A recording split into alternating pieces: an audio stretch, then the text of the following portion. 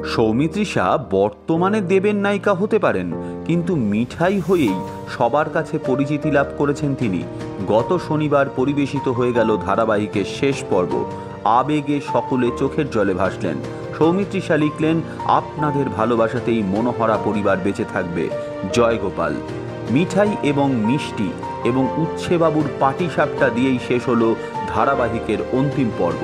সকলের মুখেই রইল মিঠাইয়ের গান।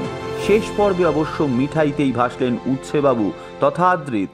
সৌমিত্রিষা বর্তমানে বড় পর্দায় আত্মপ্রকাশ করেছেন প্রধান চলচ্চিত্রের মাধ্যমে দেবের বিপরীতে।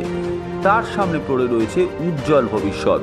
ছোট পর্দাতেই আবার মূল ভূমিকায় দেখা যাবে তাকে, নাকি দেব বা জিতের নায়িকা হিসেবেই পরবর্তী সময় দেখা যাবে তাকে, এই দিকেই তাকিয়ে এখন মিঠাইয়ের ভক্তকুল। কিন্তু পর্দার উচ্ছেবাবু এবং মিঠাইয়ের কেমিস্ট্রি দর্শকরা প্রতি মুহূর্তে মিস করবেন এ কথা বলার অপেক্ষা রাখে না।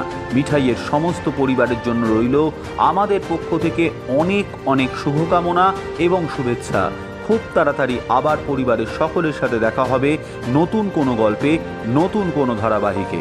এই ধরনের আরও ভিডিও পেতে এবং এই মুহূর্তের সময়ের সঙ্গে আপডেট থাকতে এখনই সাবস্ক্রাইব করুন টাইমলাইন ক্রিয়েশন।